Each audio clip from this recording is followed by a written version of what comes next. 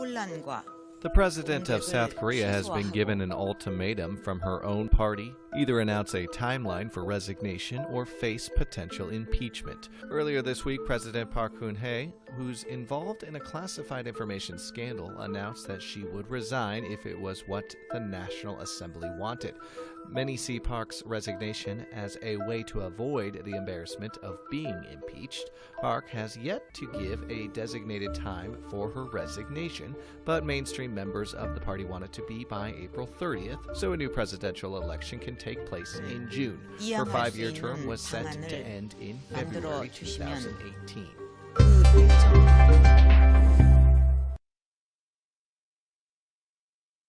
South Korea's ruling party has urged scandal-hit President Park Geun-hye to step down in April next year. The ruling Sae-nuri party gave President Park a week to accept its ultimatum or risk impeachment.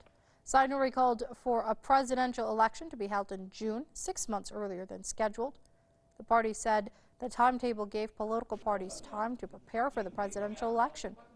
President Park is accused of colluding with a friend who allegedly interfered in state affairs.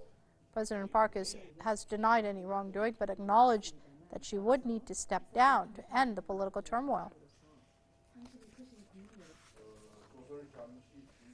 Let's speak to our correspondent Jennifer Chang, who joins us via Skype from Seoul. Now, Jennifer, things aren't looking good here for President Park Geun-hye. However, I understand that opposition parties do not accept the ruling Sae-nuri party's ultimatum, saying that Park needs to step down a lot sooner than April next year. Right. Whether or not the opposition parties get their way or the ruling party gets its way, she will likely have to resign by April at the very latest, because the scandal engulfing her has gotten out of hand. Today, she visited her father's birthplace, Daegu, where she met people whose homes had been burned down by a fire, and she cried during this visit. I mean, a man set fire to her father's birthplace, which has been turned into a memorial hall. Her father is credited with South Korea's miracle economy, developing it when he was the president of South Korea. And this has traditionally been her home turf, but there were anti-Park protesters chanting there. And as I said, her father's memorial hall was nearly burnt down. There is so much opposition and anger towards her. There's expected to be another huge protest in downtown Seoul this Saturday, and this people power has just gotten her kicked out of office, basically. The opposition parties, they are pushing for her to resign by January. Right now, they have the advantage in the political presidential election. They have the leading candidate, Moon Jae-in, of the Democratic Party, who ran against President Park. One of the reasons he did not win that election was he was viewed as being too pro-North Korea. He was a close advisor to the engagement policy president No Moo-hyun, who had very good relations with North Korea.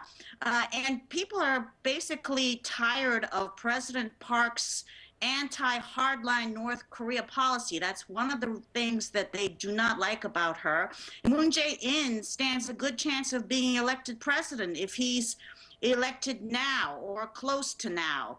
But the Sae-nuri ruling party wants to have some time. They want to buy some time so they can develop a strong presidential candidate to run against Moon. Until now, analysts had been saying that it was likely to be Park Geun-hye, but Park Geun-hye today, it is reported, told somebody in the opposition party, so one of his close associates told somebody in the opposition party that he is not going to run under the Sae-nuri party ticket for the ruling party. So that means the ruling party has to find a new candidate, and they need time to field a strong candidate who they feel can run against Moon Jae-in. So there's a lot at stake here right now.